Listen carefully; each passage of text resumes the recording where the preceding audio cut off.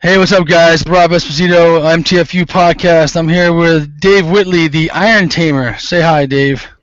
Hi, Dave. See what I did there? Classic comedy. Nice. Hi, everybody. Glad to be here. All right, so Dave Whitley, I met him back in 2008, and I'm not sure if he even remembers me or not. Um, but there was a boot camp. What do you call it? It's a boot camp kind of seminar where there was a bunch of vendors they all talked up front. Yeah, And they had products to sell. It was in North Jersey here, Morristown. probably with Ryan Lee or somebody like that. Yeah, it was with a bunch of those guys. So we met you there. I specifically remember your sandals. You had those. You had the old school like freaking Spartacus sandals on. Yeah, And the one guy that we were with, who actually owns a gym now too, Yuri, loved those sandals. yeah, I'm pretty sure he bought you a glass of wine at the bar too. probably so. All right, and he still has his pair. He actually bought a pair of those sandals, and he still has them. So I he'll still get a have kick mine. out of seeing this. I still have mine, but I haven't worn them in a long time. That's what they didn't. Gotcha. I guess not really worn out, but they just don't feel that good anymore. So Okay. All right. So today we're going to talk a little bit just about you, Dave, about what you're into, how your philosophy is constantly changing, as I think most people in this industry and in the strength community and in the I guess kind of motivational community, because it's not just strength training and not just training to get in shape, but it's also kind of motivating people to be better right. people. Mm-hmm. So, what are your takes on that, as far as your progression as a strength trainer, as an iron tamer? An iron tamer, for you guys who don't know, Dave does a lot of cool shit, and I'm sure you can probably explain better than I can of what you can actually do, the feats of strength that you do, which are really cool. So, why don't you? Yeah, I my primary thing that I'm working on now at this point in my life is as a performing strongman and motivational speaker, not necessarily in that order. I several years ago got involved with feats of strength from a guy named Dennis Rogers, and my cat is going to participate in this entire thing. So Nice. if you guys can see that, but met Dennis Rogers several years ago. I don't remember when it was now, and got involved in doing feats of strength. I actually interviewed him for my website way back when, and at the recommendation of Bud Jeffries, who, I don't know if you guys know Bud, Sure. but Bud's a very strong human for sure, and got turned on to that old-time strongman kind of bending steel, tearing phone books, tearing decks of cards, that kind of stuff. So a lot of times when I tell people I'm a strongman, they immediately think of guys like Hafthor Bjornsson or Marius Pujanowski and that kind of stuff. That's the competitive athlete strongman. What I do is a performance thing. It's got its roots in vaudeville, goes back to the late 1800s, when people would go out and see live entertainment because there was no TV, no internet, and most people didn't have a radio then. I don't even know when the radio became a popular thing to have in home, but if people wanted to be entertained, they would go out, see these live shows with singers and dancers and comedians and trained animals and jugglers and magicians and all that kind of stuff. And the performing strongman was a part of that. So that's sort of the roots of what I do to keep things entertaining. But what I've started doing, in addition to doing fun, cool feats of strength, I also talk about the mindset that goes along with that. And a lot of the stuff that myself and guys who are performing strongmen do seems impossible to the average person, because you hand the average person a deck of cards and say tear that in half, and they've got no idea how to begin approaching that, and they're not going to be able to do it on the first go. Right. So taking things like that and stripping away the feet and being left with the principles and the mindset of how to get from here to here and accomplish whatever it is you're setting out to do is I've figured out as not that I figured it out, but I noticed that it's kind of a universal approach. So if you want to learn how to bend a horseshoe, there's a step-by-step thing that I can tell you how to do. If you want to get stronger physically, if you want to lose some weight, if you want to run a business, if you want to improve your relationships, if you want to manage your money better, any aspect of your life, there are commonalities in everything. And I think that where we get in trouble is all too often we will start getting caught up in the differences. I mean, you just have to look at the Yeah. anybody talking about politics right now is they're all caught up in the differences, and my guy's awesome and your guy's terrible, and the fact is they're both clowns, right? And neither one of them deserve to be in office, in my opinion. But Sure. so I just lost half the people that were listening to me. Probably. Nah, listen, you know what? And my whole philosophy with that is if something offends you to the point of what I'm saying and you can't see through that, then bye. You know what I mean? Because bye, Felicia. exactly, life's too short for that kind of stuff, for sure. Yeah. So noticing that there are more things in common than there are different in any given process that we're going to do certainly is I think is the key to the whole thing. Because once we can figure out what that step by step is and apply it to various different things, then it's like the old saying that by mastering one art, you master them all. That's kind of my take on that. Okay. You know what? It's funny you say that. I mean, I always pondered myself these same kinds of things, and I read a lot of books, and there's a lot of really good books that I really like, and it's really because of the author and how their delivery is, and how they're wording it, they're saying it, you know, whatever, and basically it's all the same shit, just said in a different way. So the principles, the foundations are still there, and that goes to what you're saying. You know, with the mindset has to be in the right place of a confidence that you can do a certain thing, or else you're never going to do it. So, what principles do you see in your own words? Obviously, because I may have a different way of saying to somebody, and somebody else down the street may say it differently. What are the principles that allow someone to go from point A, obviously, in the 4 stages of learning? Would be the incompetent, the unconscious incompetence, right? So, what are your principles from getting to 1 through 4 there, as far as stage of learning? That's good that you brought up Maslow like that. I like that a lot. You're unconscious, incompetent, and you don't know, and you don't know that you don't know. Right. You're clueless, and that's where all of us are on any given subject. There are things that exist right now that you'll find out about one day and you'll be like, I had no idea such a thing even existed. Yeah. So, you know, but once you become aware of it, the light bulb goes off and you're like, oh wow, this is really cool. I never knew that. Yeah. So, but how the step-by-step goes on all that. And I talk about this in a book that I wrote and launched earlier this year called Superhuman You. And my take on it is that performing strongman mentality combined with several years ago when I first got serious about being in the fitness business, right around maybe a couple of years before when you and I met, I started reading books like Think and Grow Rich and As a Man Thinketh and Science of Getting Rich and all that sort of stuff. And it was around that same time that the movie The Secret happened. Which a lot of folks I talk to these days, well, you know, I saw The Secret and I tried that law of attraction thing and it just doesn't work for me. I'm like, you have to understand that just by saying that, it means it's working. Because if you expect it not to work, then you get what you expect. Right, that's true. Yeah. Yeah, so, you know what? It's funny. I had the same conversation with people about The Secret, where I tell them it's a great, the thought process in the movie is great, and there's a lot of good principles, but you can't just sit there and expect things to happen just by sitting there too. You got to move. So action needs to be taken in order to have you get what you want. Right. Well, you cannot write the word attraction without writing the word action. It's contained inside there. Absolutely. And I didn't come up with that. I don't remember who told me that though. It was somebody somewhere said that, but I'm not the guy that came up with that. So.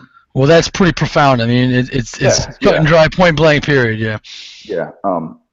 But the step-by-step process, the way I lay it out in the book is I talk about as a kid wanting to be a superhero and then becoming a strongman, you know, bending steel and that sort of stuff. Is which superhero? The Hulk, of course. Okay. I was a chubby kid who stuttered and was mad all the time. So the Hulk the Hulk was perfect for me. And then I'm old enough to remember when the TV show would come on Friday nights. So I was a kid when that show was happening. and I saw Lou Ferrigno on television, and I knew about the Hulk and read about him in comic books and stuff. Saw Lou Ferrigno on television and realized in my child's mind that that was a guy painted green. Yeah. That it wasn't a cartoon, that it was actually it wasn't a guy in a suit. It was a real dude, yeah. Yeah, not like like Bigfoot was on the $6 Million Man or something. Right. And so in that moment, it stopped being a pure fantasy thing and became a possibility that someone could be big and strong. Because this guy was big, he was obviously strong. You could just tell by looking at him, right? So that's the first step, I think, in coming out of the unconscious incompetent and becoming a conscious incompetent, is being inspired and thinking that this is something that's possible for a human to do. And then if you realize that, there's an old-time strongman named Slim the Hammerman, I'm paraphrasing him, but he said that if one man can do something, then another man can do it. And if another man can do it, then I can do it. Yeah, okay. Ever seen the movie The Edge? Anthony Hopkins and Alec Baldwin? Yeah. There's one part of that movie, he's like, and he's yelling at me, he's saying, well, what one man can do, another can do. What one man can do, another can do. And he kept going through that. That's great. Yeah. So the first step is that inspiration. You get that picture in your mind and accept that it is something that's possible, not only humanly possible to be done, but it's possible for you to do, right? Okay. So like something like dunking a basketball, I'm probably never going to do that on a regulation goal, just because, one, I'm not really built for it, and two, I don't really care enough to get that good at it, right? Right. But certainly the human potential is there because people do it all the time, right? Mm-hmm. So the first thing is that inspiration. And then in taking it from the realm of possibility to possible for me, what I like to do is on the next phase of that would be use your intellectual faculty of imagination. And this is where you start constructing a true vision in your mind, picturing what it's going to be like for you to do the thing. It doesn't have to be like, for me, for example, that I talk about in the book, I talk about bending a particular piece of steel. I don't know how many people that are listening or watching are familiar with something called the Iron Mind red nail, but it's a 5/16 diameter by 7-inch long piece of cold rolled steel, and they have a place on their website where you're recognized as having bent it under their official conditions, which I could describe, but it's not really relevant to the story. And so when I decided that I wanted to do that, I would sit and visualize myself going through the steps of doing it under the official conditions, with the judge there and with other people there watching me. And I got to the point of doing it that a couple of times, I was telling somebody about this the other day, that a couple of times while I was visualizing it, I would I'd lay back, I'd relax, I'd close my eyes, I'd put some music in and consciously relax my body and go into that very relaxed physical and mental state, and then project this movie of me doing this on a screen in my mind. Right. And then as I'm watching the movie, I would get up out of my seat and then go participate in the movie. Now, I've heard that before. Is that a technique used for the actual the visualizing it, or is that something you just did on your own? I'm sure that I heard someone else talk about doing it, but I can't tell you where it came from. I don't think I came up with it on my own. Okay. But like you said, you read a lot of different books, and you'll take this piece of that one and that piece of this one and put it together into something that makes sense for your own individuality. That's right, man. Bruce Lee it. Exactly. Yeah. Exactly. And tangent on that, absorb what is useful. Absolutely. Does not mean try a bunch of things once and then say they're bullshit. 100%. Right. It means absorb it, bring it into yourself. Mm-hmm. And then keep what makes sense for you and let go of the rest. Exactly. I had a friend of mine is a longtime JKD practitioner, explained the difference to me once. Okay. Just trying something once or twice is not absorbing it. I have a lot of those issues within the business. You have people coming in, they want to try something out, and they want to try one class. And I'm like, listen, we don't do that.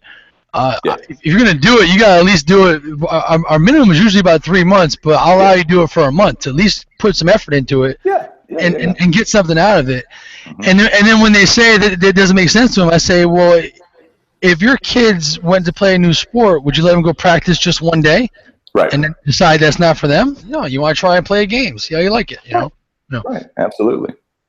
Absolutely. So where was it? Theater of the mind. So Yes. I would project it onto the screen in the theater of my mind, and then I would get up and I would go participate in it. And there was a couple of times while I was training for this that I would actually jolt myself out of my relaxed place because I would start sneezing from the chalk that I was using in my visualization. Now that's powerful. That's awesome. Yeah, that's how, and that's how strong your mind is. Yeah, that's how into the visualization I was getting. So like any other skill, it's something that requires some practice, right? And at that particular point, and with that particular visualization, I had gotten that deep into that particular skill. Now, there's other stuff that I visualize that I don't have nearly that much clarity and realism with. So I think that there's two elements to that. There's the skill of learning to relax and project that image or whatever it means for you, be in the state that you'll be in when you're accomplishing the thing.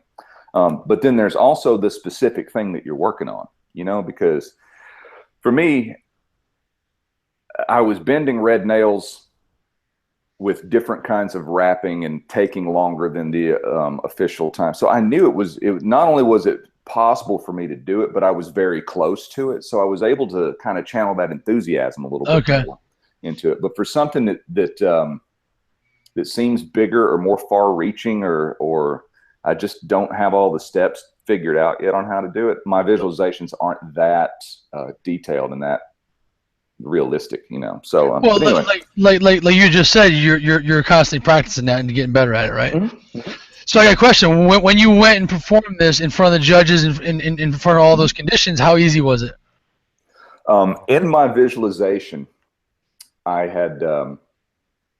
Well, under what would have been considered official conditions, my best actual practice run on it it took me about 40 seconds to bend this nail from straight to the point that when the two ends touch together, they had to be within 2 inches of the inside.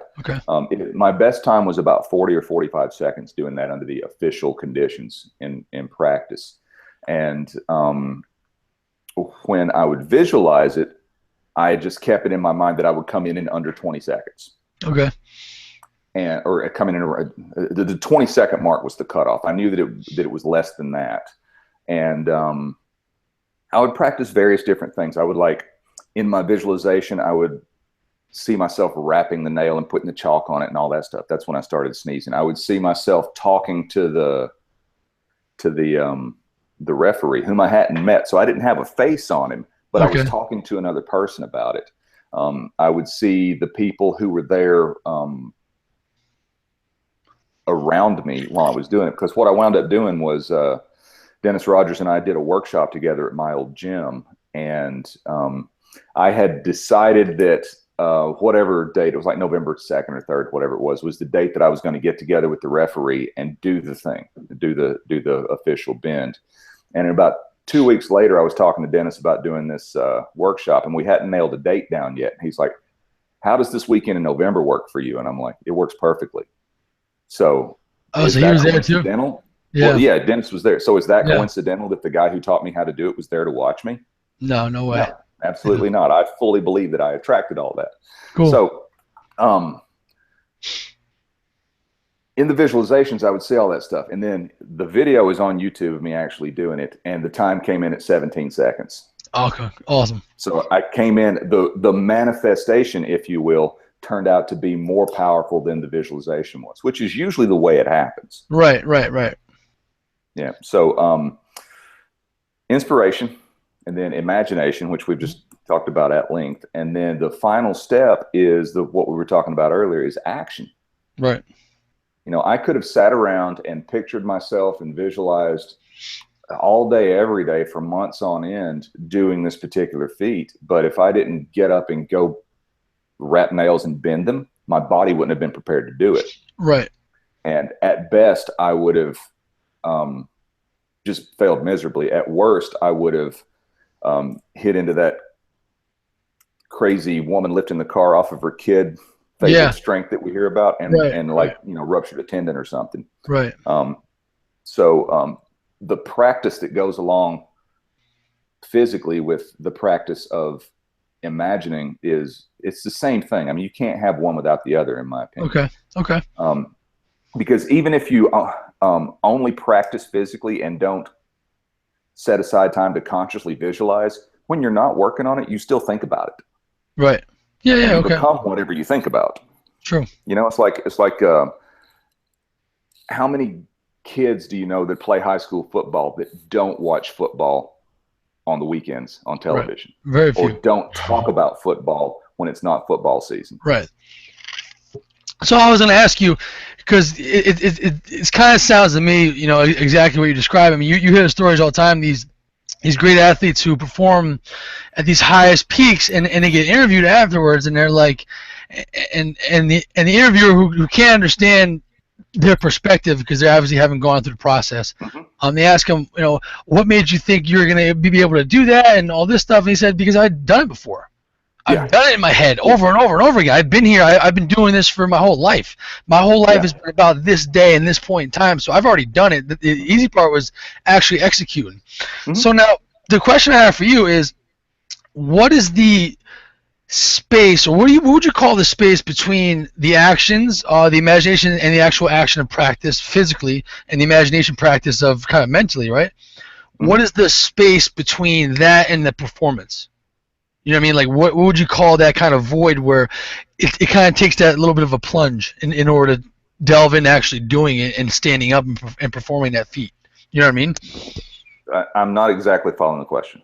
So if I'm practicing to actually bend this nail, and my goal is to go do this, and what's the step between all this this action, this practice, and then going and doing it? Like, how hard was it for you to actually make the date and time to do it with this particular feat that you were trying to achieve? Well, with that particular thing, there was no difficulty at all. I started working on it and sort of calculated how long I think it might take to reach the physical goal, right? And then set it up, and that made me have like an even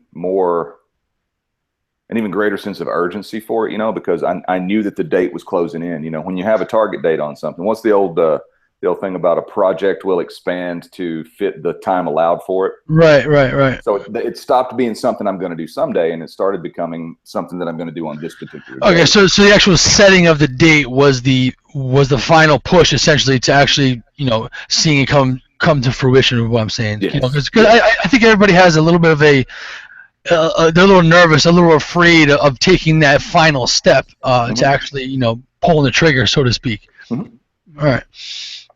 And I think that any hesitation or any nervousness like that people have comes from somewhere in their subconscious, that the thing that they want to do and the person that they, in their heart of hearts, in their subconscious mind, believe that they aren't lining up.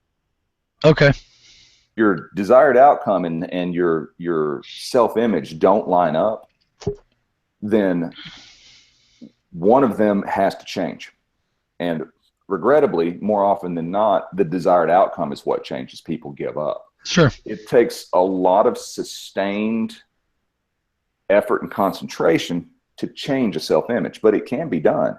Okay. None of us were born with a particular self-image. We're all just kind of wide open, blank slates. And then we picked up habits and the way we think from our parents and from our siblings and our friends and sure.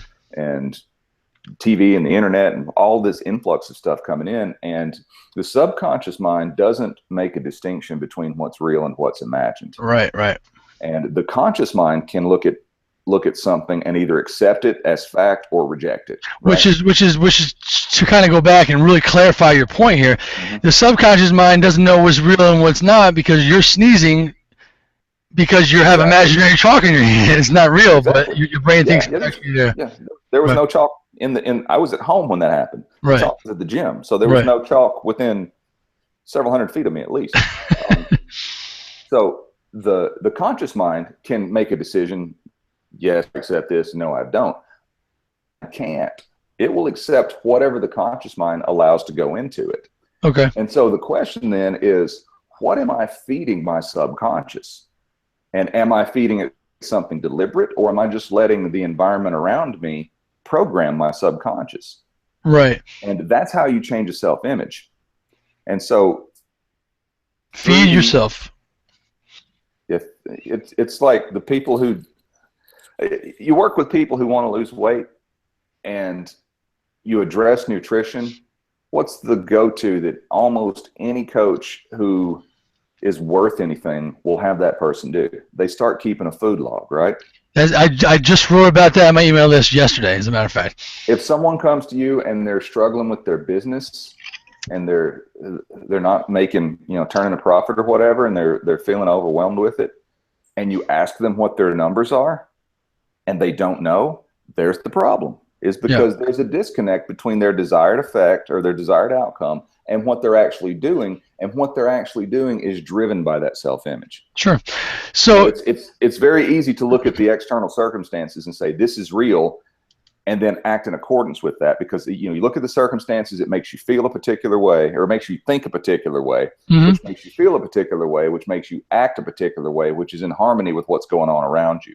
Okay. But in order to change that self-image, what you do is you change those initial thoughts, which change the way you feel about it, which change the actions you take, which then will change the results. So it's all about kind of the starting point on that.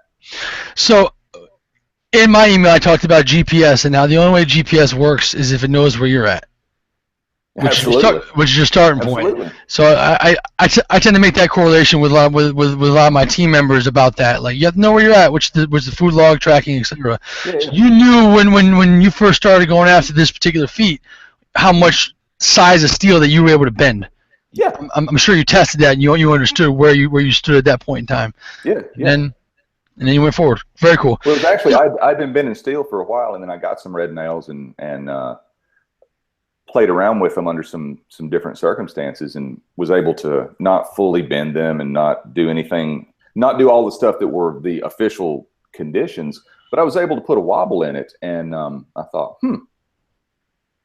maybe I'm closer than I think I am. And so I contacted my friend Jed Johnson, who knows all about that sort of stuff, and I said, I just did this. How long do you think I am, or how long do you think it'll take me to get to bend a red nail? And he said, to actually bend it, a couple of weeks. To certify on it, probably 3 or 4 months, maybe 5 months. Nice. And so I was like, oh, okay. So, having that opinion of an expert, kind of mentor guidance type thing, helped me there was fantastic. Very cool. So I have a question. What do you feed yourself on a daily basis as far as mentally, in order to achieve and believe what it is that you want to achieve? The most important thing, in not just my opinion, but in my experience with both myself and with anyone that I've ever talked to about this thing, the number one thing is gratitude. Because it is impossible to be angry or depressed or whatever thing that you don't want to be, and be grateful at the same time.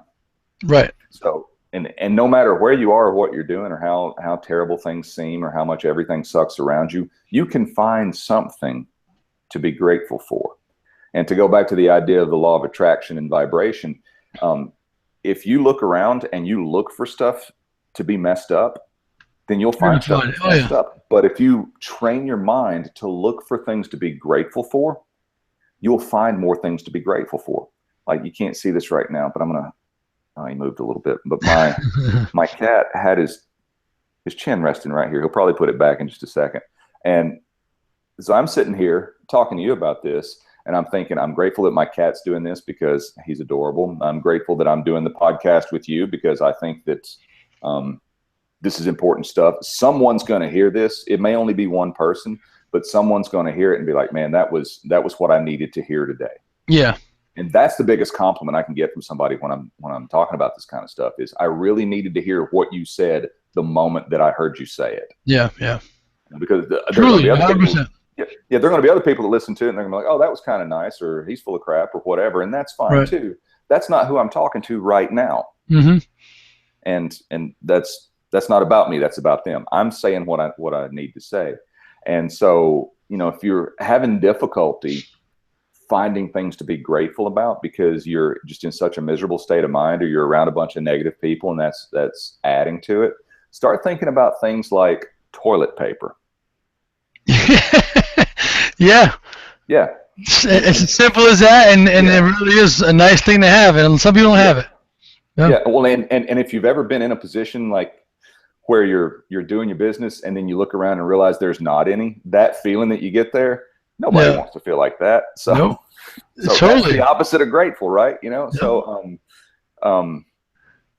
like my friend Joe Vitale, who was in The Secret, Mm-hmm. he has this whole thing where he's talking about, at the time he was pretty well impoverished, living in this tiny little place that didn't even have a bathroom door. There was just like a curtain in front of the toilet. And he was like most folks at the time. He was like, well, as soon as I have something to be grateful for, then I'll start practicing gratitude. Right, right, right. And so he decided to give it a shot. And he tells this story about how he picked up a pencil and started really looking at the pencil and thinking about it. And he's like, what an amazing invention the pencil is. I can write a grocery list. I can write a letter to somebody. I can write a suicide note. Right. I can, do all these things with it. And then he said, and then there's an eraser on the other end. So when I feel better, I can go back and erase the suicide note. It's really a phenomenal piece of technology. Yeah. That we take for granted. So when you're stuck in traffic, or like when I was telling you before we started recording, I just got back from a vacation with my wife for our 10th anniversary. And the trip home had us awake for close to 30 hours because I have trouble sleeping on planes because I'm a big guy. And we were in Moorea, we flew in and out of Tahiti to be there. So it's 56 or 5,700 miles from my home. Wow. So it took me 30 hours to make that trip, but 100 years ago, it would have taken me 2 months. Yeah.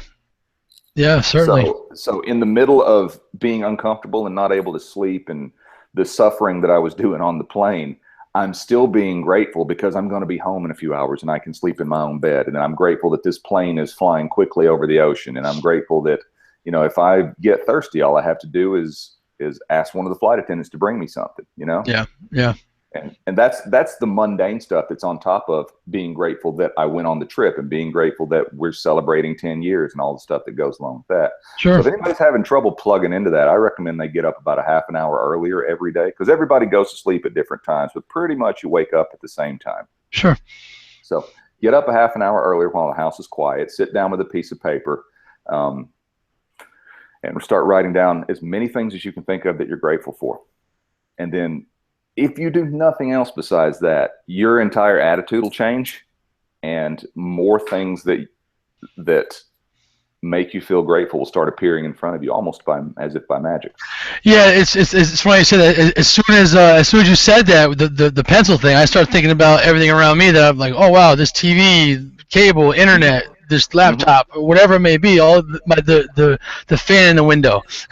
Yeah. Little things like that we take for granted that we should be grateful for. How about how we started out? I said, let's do Skype. And then we got on the Skype and you're like, I can't figure out how to record this right now. We need to get this done. Let's switch to Google Hangouts. Okay. Yeah. So just that. Totally. 100%. Yeah, man. It's not that long ago that we wouldn't be able to have this conversation and record it from our own respective homes. No. Absolutely not. Yeah, that's a really, really good point, and I don't think we, myself included, practice that enough. I mean, I certainly have I certainly have gratitude in as far as my practice goes on a daily basis with myself, but I don't go back to that as a default, as which I should. So that's great. To take that a step further into what we were talking about earlier, if when you're visualizing whatever your end goal is, you can visualize the state of mind that you're in with the feeling of accomplishment and being grateful that you've accomplished it. Right. That just connects you that much more to the source of where it all comes from. Totally. So practicing gratitude in the past, present, and future. Absolutely. Absolutely. And if you think about it from a past perspective, all of us have had terrible things that have happened to us. Mm-hmm. But would we be the same person? Happen? No, no, it actually made us who we are. It's Yeah. I had this conversation the probably day before yesterday about as much as the shit that happened to me in my past, I wish I could revert. I really don't, because I am who I am today because of that. And Yep. the person I might have been if that didn't happen, I may not necessarily want to be that person. Exactly. So very cool. So I think we got some good material. I don't want to keep you too long. I said you were pretty hungry, but I wanted you to talk just a little bit about your experience with helping people out with these particular things, and what's your, I mean, you said gratitude is like the A1 number one.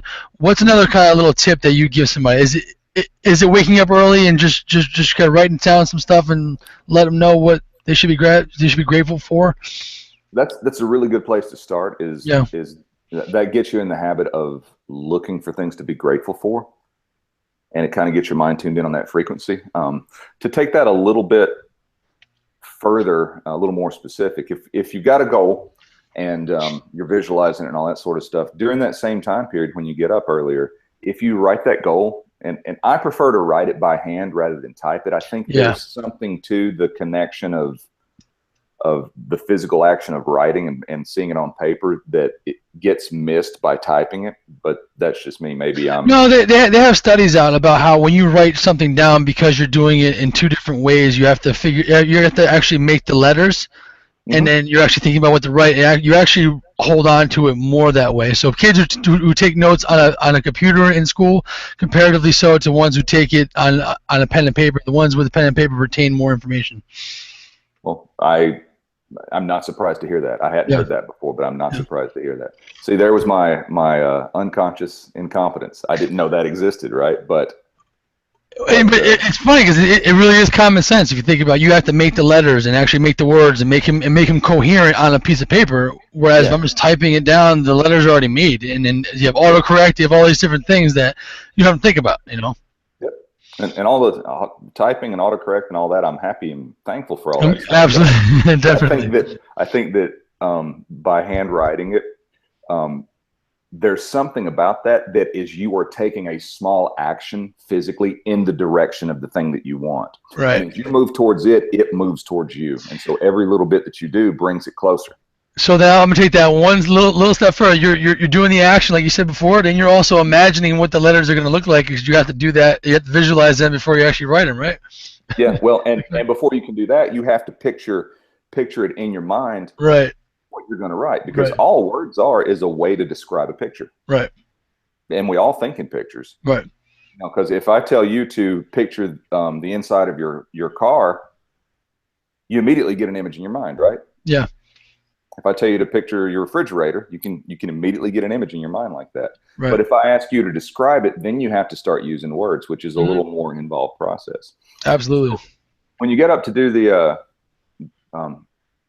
the gratitude list, another thing that I've used, and I talk about this same kind of stuff in the book, is once you decide what that goal is, write that goal down in the present tense. Yeah, definitely. In the present tense, because again, your subconscious mind doesn't recognize time. It doesn't recognize real versus imagined. It just, whatever is. And if you, through repetition, just the same way we learned how to talk and the same way we learned how to stand up and walk and ride a bike and all that, through repetition, we learn. Right. And through repetition of writing down that goal by hand in the present tense, you are programming the subconscious part of your mind that this is what the facts are, and your behavior will start to move in line with that without you having to try harder, which is a whole nother story, because I'm of the belief that trying harder pretty much never works. Yeah. I think the word try is used out of context. Like if you and I go out somewhere and you say, hey, have you ever had this particular beer? And I say, no, I'll try it. I've given myself the option of, if I drink it and I like it, then I might order another one. Right. If I drink it and I don't like it, I probably won't. But if I load a barbell to 700 pounds and say, hey, Robert, go deadlift this barbell for me, and go to pull and you're not capable of pulling 500 or 700 pounds, and I say, well, just try harder. Yeah, That it don't make no doesn't. sense. Yeah. It won't work, you know. And then I like to talk about this, and especially in the when I'm in front of a group of people, but I do talk about it in the book as well, is, are you smarter than a fly? Hmm. And if you can picture in your mind a room with two windows, one's open and one's closed, and a fly gets in there and he decides he doesn't want to be in there because there's nothing there for him, and he sees the outdoors and he Keeps heads that trying to way. go through that window. Well, he slams into the window over and over and over again until he dies. Yeah. On the other wall was an open window that he could have easily flown out of. So he didn't fail and die from a lack of trying. He failed and died from a lack of awareness. Right. So awareness trumps effort every time. Totally. Every single time. So you write down your goal in the present tense, and then you would write down a bunch of things that you're grateful for, right? And so I would do that on two different pieces of paper. And then and you could flip those in the order of which you do it, right? You could get in the grateful state of mind and then write down your goal, or you could write down the goal and then get in the grateful state of mind. I've had people do it both ways, and it seems to be pretty much just a personal preference thing. But while you're in that kind of grateful state of mind and you are focused on imaging that goal that you've written out, start thinking of all the different things that you can do between where you are right now and where that goal is, your end point destination on your GPS. Mm-hmm. What can you do that'll move you in that direction? And this is the really important part. Don't censor it. Don't reject anything. Write it all down, because you may have something that sounds like just a completely ludicrous, stupid idea. And before you finish that idea, if you judge it and say, no, that's dumb, I can't do it that way because then I won't be able to do this. And the next thing you know, you've gone down the road of all the reasons that you can't. I'm not interested in that. Right. I want to know all the reasons that you can and all the ways that you will. So write down all the things that you can think of that'll move you in that direction. And then once you've written down as many as you can, say in 10 or 15 minutes, then you can stop and go back and look at them and be like, okay, this one isn't really practical. This one makes a little bit of sense. This one's really awesome, and it's what I'm going to do later today. This one is a good idea, but I don't have these other things in place to put it into action now. So that's probably something I can do next month after I do these other things. But what it really does is it gets that image in your mind of what your goal is, and it gets you thinking of ways to solve the math equation that's there. Right. Okay. Good stuff. Rather than sitting around thinking about, boy, wouldn't it be nice if, but I can't do that because of, and it pretty soon you stop even thinking of those kinds of things. Yeah. Dave Whitley's MTFU morning practice. There we go. I love it. So I got one last question for you. Yes, sir. What does it mean to you to man the fuck up? It means, for me, and I reserve the right to change this answer later on. Okay. It means for me to fully express who you are and what you're about without apology. I think that there is a whole lot of opportunity to play a losing game of follow the follower. Yeah. In the world we live in right now. Certainly. And I ran across something the other day. I don't remember where I saw it, but it hit me pretty hard. It said that a dog's intelligence is judged based on its willingness and ability to carry out orders from a human. And when we go to school as children, our intelligence is judged by that same standard. Yeah. I'm like, well, intelligence has to do with figuring out who you are and who you're going to be, not how well you can follow directions without questioning them, right? Right. Well, you have IQ, EQ. You have all these different things that we take for granted that aren't really a part of being a human in this day and age, essentially. And so for me, manning up means if you want to have, do, or be something that you currently don't have, do, or are not, then figure out what that is and start taking action towards doing it instead of sitting around waiting for somebody else to do it for you. Right. Figure out the most effective path to go there. Also, like our fly slamming into the window, don't get enamored of the effort. Don't be addicted to the stimulus and get the idea in your head. My dog's barking. Don't get the idea in your head that what really matters is that you tried your hardest, because it doesn't. Yeah.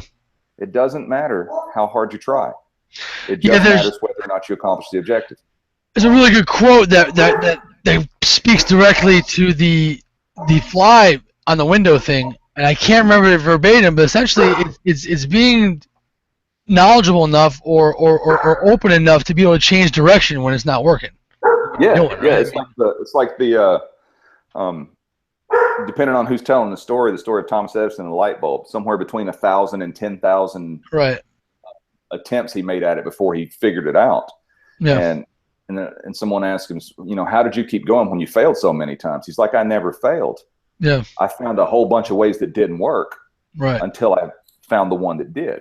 Right. It was like, it was a 1,000-step process, I think is kind of how to describe it. So absolutely. So you don't fail. You either succeed or you learn. Right.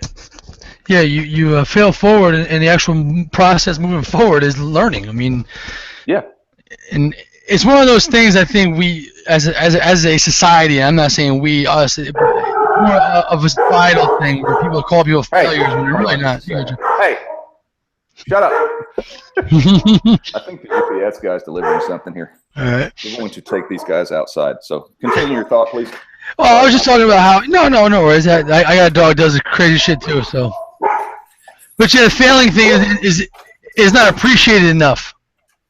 People aren't grateful for the quote unquote failures they have. Oh yeah. When they should be grateful in a sense of it, because it had them learn something from it. They've gotten something out of that failure. So. Well, and that's the whole stupidity of the fear of failure. Well, what happens if I try it and I failed? Then you're in exactly the same spot you were before you started. You're where you are now. The worst thing that'll happen is you'll be where you are now. Mm-hmm. Yeah. So you're already living the worst possible outcome. Yeah. So what's the worst thing that can happen is the needle doesn't move forward. That's it. Right. Yeah. Good stuff, Dave. It's great talking to you. Tell everybody who's listening where they can find you and buy your book. I certainly am looking forward to getting my copy. Book's available on Amazon, and it's available on Lulu. It's called Superhuman You. Y-O-U or just you? Y-O-U. Superhuman You. Because when you said that, my initial thought was you like Superhuman University. No. And I think that sounds like a pretty cool podcast or something like that for you, Or coaching program. There you go. I got a copy of it here if you can see it on the. Okay, cool. Yeah, I like that a lot. That was cool. Yeah. And I chose that cover because one of the feats that I do is I break a chain with chest expansion. I just watched that video earlier, actually. Yeah. That's cool. I'm doing that for the East Coast Fitness and Nutrition Conference. And when's that? Where's that? That's in Orlando, October 21st and 22nd. Very cool. And there's a link to it on my Facebook page if anybody wants to scroll through and find that. And go ahead, I'm sorry. Oh, you asked about contact info and all that. Website is irontamer.com. Mm-hmm. Irontamer.com. Facebook professional page is Iron Tamer Dave Whitley. And then I've got Instagram and Twitter and YouTube. All of those are Iron Tamer. Great. I think YouTube is 2 words, Iron Tamer, and then the other 2 are just with 1 word, Iron Tamer. So please go check those things out. If you like it, then link up with me, send me a message. Let's all get better together. Totally. And then Dave, one more thing, since I have you here, I might as well utilize your services. I'm going to New Orleans next week with a couple of my athletes who are competing in the Youth National Weightlifting Championship in New Orleans. What advice, what sage advice do you have for me, their coach, and then also for my 2 ladies who are competing in the under 25? And it's next week? Yeah. First piece of advice is don't go into the Absinthe House in the French Quarter until after the competition. Good advice. Yeah. Between now and then, run through it in your mind over and over again. Get that mental rehearsal and imaging going on for your athletes. Trust the process that the hard work has already been done. If you're a week out, you're not gonna improve from now until then enough to matter by doing anything other than easing back. Right. Go in and lift the heavy weight over your head and smile real big when you do it. Awesome, man. Dave, I really appreciate your time. I'm grateful for you and what you're doing, and I'm grateful for these lovely technologies that we have that allows us to bring ourselves together and collaborate. Yes, thank you so much for having me on, and to everyone who's watching or listening or whatever, go forth and kick much ass. All right, brother. Thank you. See you later.